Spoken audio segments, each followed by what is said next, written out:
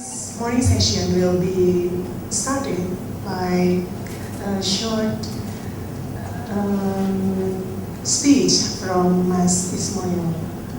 Saya dari Rumah Budaya, saya merasa bahwa fiber di dalam era sekarang ini, dalam fiber art dalam era sekarang ini, era kontemporer, fiber art ini secara teknik maupun nilai banyak menggunakan material-material dari lokal.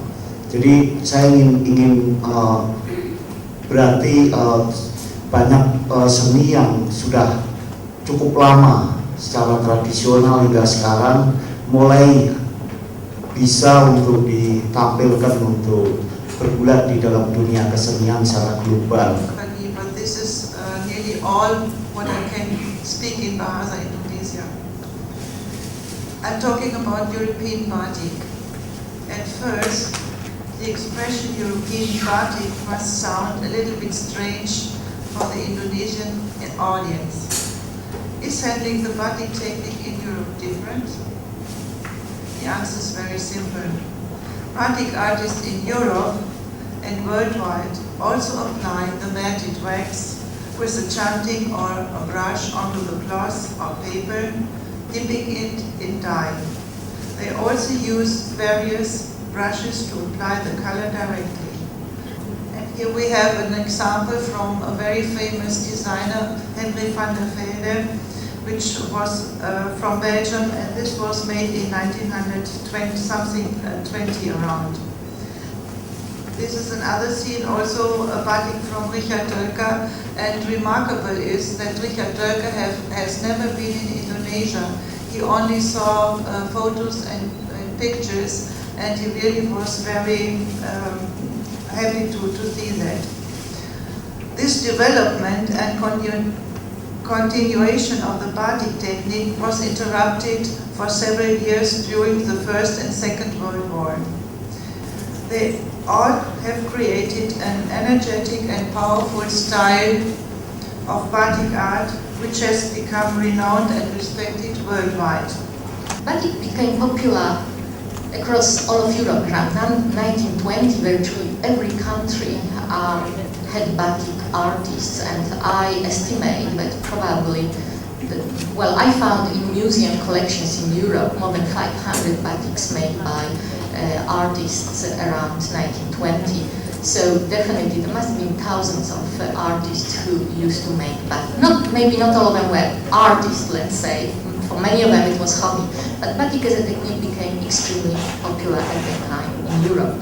And in France, batik was introduced at the beginning of the 20th century by artists from the Netherlands, and it became extremely popular when a fashion designer, very famous fashion designer, Paul Poiret, created a series of batik evening coats. You can see one of them here on this drawing. And it's decorated once again in kain stogan and with tumpal design. And the tumpal design was also, like from sarong, was introduced to other dresses which were worn in Paris at that time. It was before the First World War. But batik was also extremely popular after the First World War. Around 1920, in Paris and around, there were more than 30 batik workshops producing different types of textiles.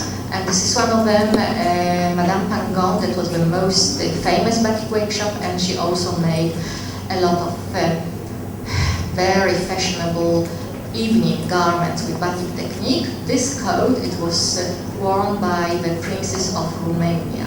It is currently in the collection of Powerhouse Museum in Sydney.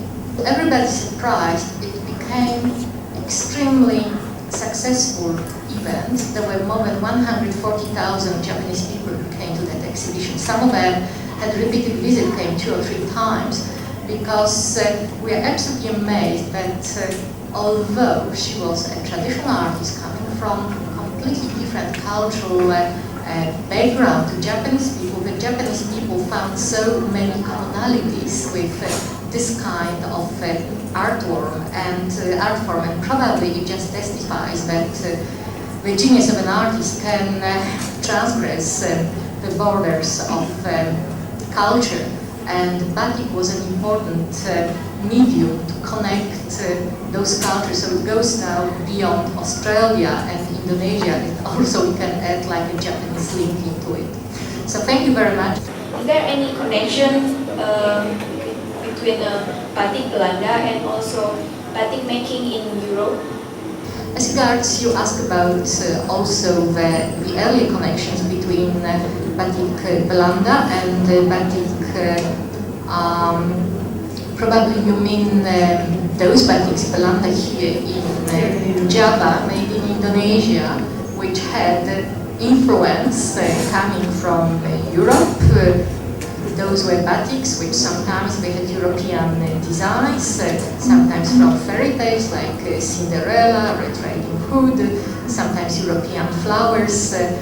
No, actually it was a very interesting development in the history of batik of Java, but it didn't have any connections with what was happening to batik in Europe, what was made by European artists. It was interesting that batik of Indonesia here in Pekalongan took some images, because those were mainly images from Europe, but what went to Europe from Java, it was mainly technique and some aesthetics. Saya sudah kira-kira 20 tahun ini mencoba menggeluti seni serat, dan banyak proses yang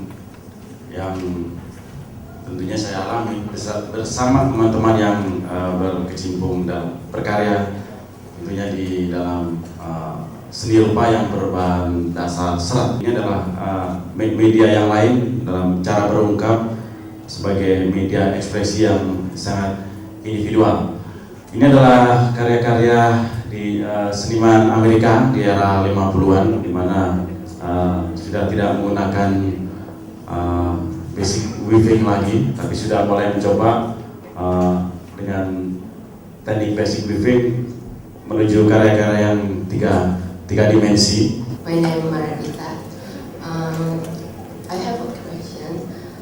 Is there any possibility to take fiber art to be material in a lecture in ITB?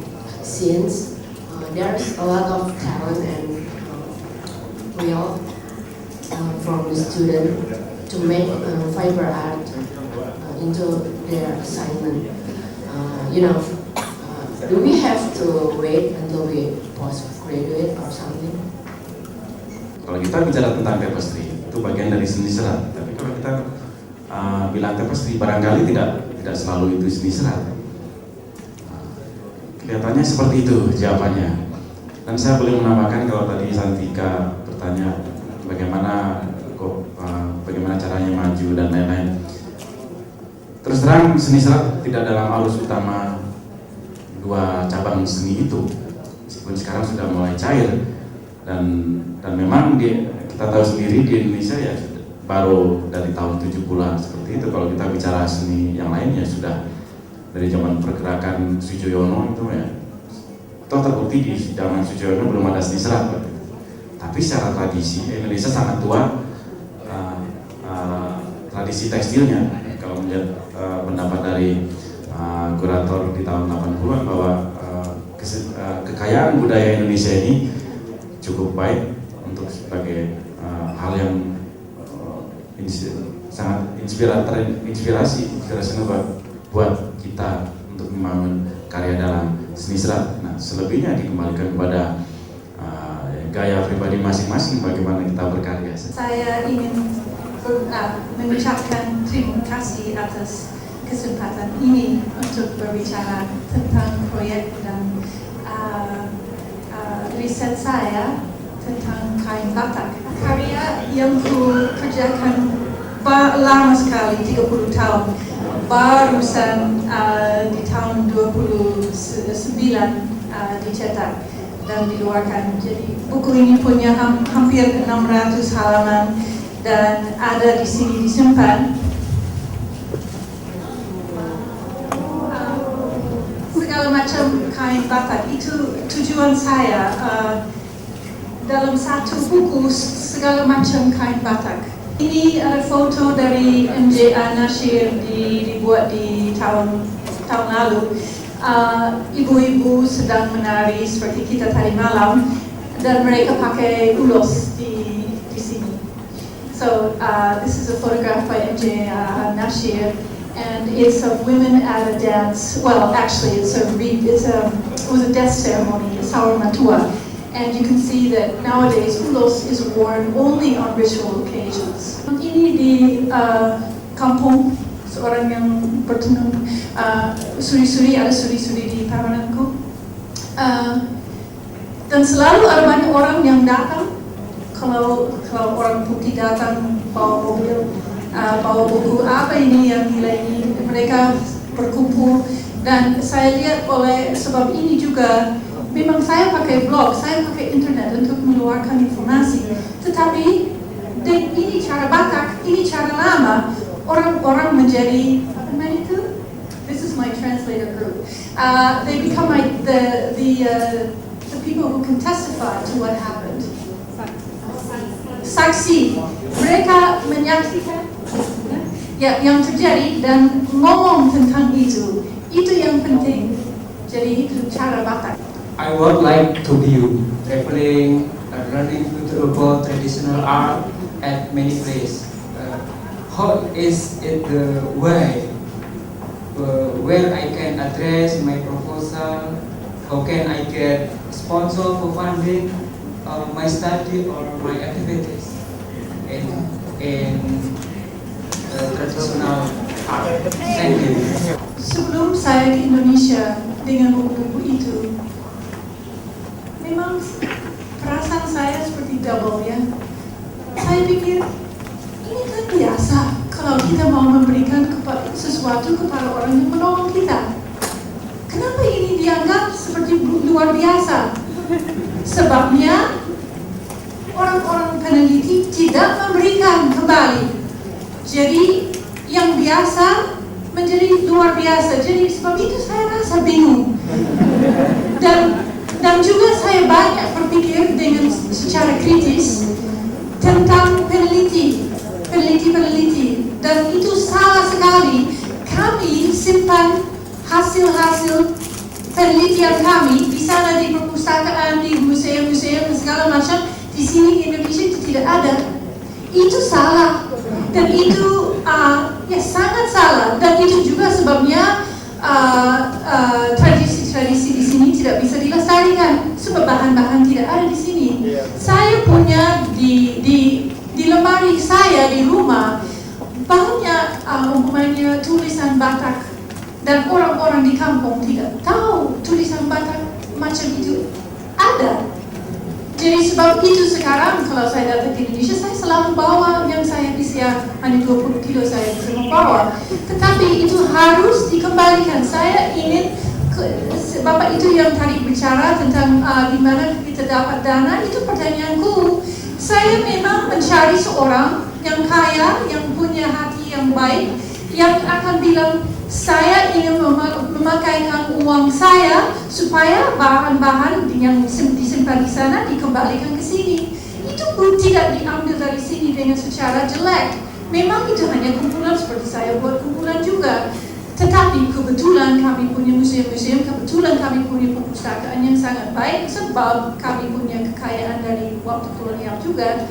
Jadi kebetulan itu masih ada di situ, dan mari kita pakai waktu sekarang untuk bukan dengan hierarchy relation, no up down, tetapi hold hands ya. Kami di sana bisa menolong di sini supaya tradisi di sini dilestarikan. Kenapa saya harus bawa kain-kain dari saya di Belanda kembali ke sini? Itu kan gila.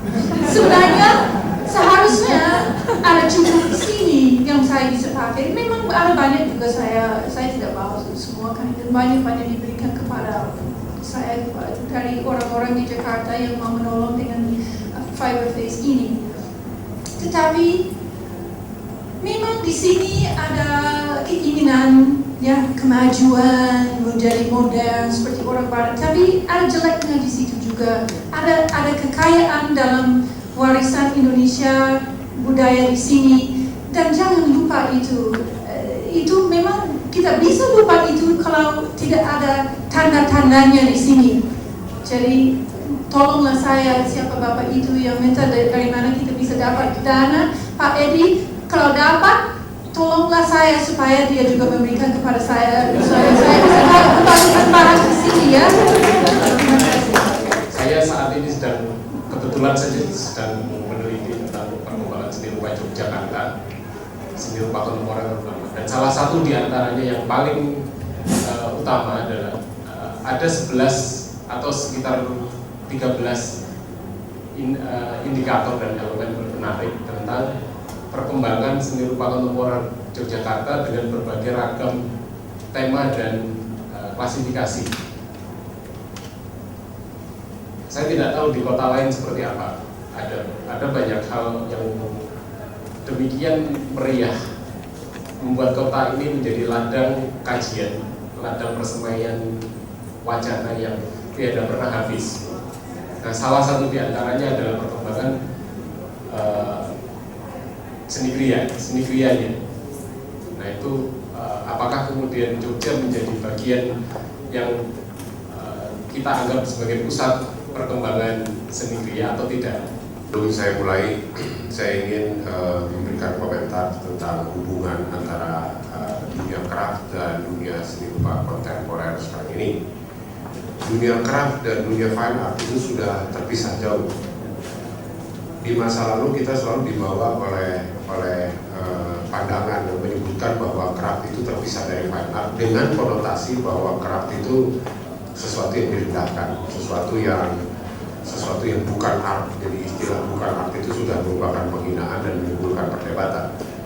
Tapi di dalam perkembangan sekarang, dunia craft itu sudah berkembang luar biasa dan bahkan mungkin lebih besar dari perkembangan seni rupa kontemporer. Lingkungan craft sendiri, baik craft secara bersama-sama atau lingkungan masyarakat keramik misalnya, lingkungan masyarakat fiber art seperti pameran ini, itu sudah berdiri sendiri dan tidak peduli lagi gitu, apakah diakui sebagai art atau tidak. Mempunyai infrastruktur sendiri, organisasi sendiri, kolektor sendiri, dan kemudian mempunyai wacana sendiri. Selain Arthur Darto, saya kira saya beberapa kali sudah bicara tentang cross cultural aesthetics antara lain pada pameran Agus dan Nian tentang cross cultural aesthetic yang juga muncul di Amerika, yang bicara juga dengan observasi craft. Ketika dia bicara tentang art, bukan lagi dengan A besar, tetapi art dengan small a, bukan capital tapi small a art. Saya kira itu tanda-tanda yang bagus, tidak hanya dalam bentuk perkembangan seni rupa kontemporer, tapi juga dunia craft di Indonesia. Saya kira moga-moga pertanyaan saya menjawab. Satu hal yang menarik dari seni fiber sebetulnya kalau direnungkan lagi itu bahwa sebetulnya fiber art itu kan menjadi gerakan sekarang gitu, menjadi sebuah seni gerakan ya, lahirnya karena satu gerakan. Di sini sekarang saya memposisikan diri saya sebagai 3 hal, sebagai seniman, sebagai kurator, dan sebagai kedua-duanya. Untuk sebagai seniman, saya merasa bahwa karya seni yang saya kerjakan itu berawal dari keinginan diri saya sebagai seni pribadi yang bisa membawa keuntungan untuk orang lain. Jadi tidak hanya sekedar ekspresi sendiri. Kemudian setelah melalui sebelumnya saya juga telah mengkurasi beberapa kali pameran. Mungkin ada yang pernah dengar pameran Playdate. Itu ada seniman-seniman muda Bandung yang bekerja dengan medium serat, bukan seniman serat, seniman yang menggunakan medium serat sebagai karyanya. Saya tampung dan kita banyak berdiskusi, kemudian jadi satu pameran. Dan sebagai keduanya, saya berusaha untuk menghubungkan antara prinsip dalam berkarya itu supaya nggak sekedar asik sendiri, tapi bisa memberikan hal yang lebih bermanfaat lagi untuk orang lain. Kebanyakan ilmu dan pengetahuan yang sangat kaya itu kita dapat dari tindak tinggal perlakuan Joanna terhadap karya seniman dan ruang galeri. Apresiasi terhadap seni serat saya pikir juga perlu ada penggalangan dari segala macam, termasuk mungkin Mas Miko, begitu. Karena kalau bagi saya seni serat adalah ideologi seperti tubuh, karena seni serat bukan hanya bukan satu onggok visual, tapi sesuatu yang terus bergerak. Kenapa saya menyatakan ini dalam konteks tubuh? Mari sama-sama kita apresiasi bahwa apa yang disebut serat itu sendiri. Bagi saya serat adalah tubuh yang terus bergerak dan bergerak. Lingkungannya ada di mana-mana, tidak hanya terpaku oleh pada satu kerangka-kerangka seni rupaan atau seni yang lain seperti itu.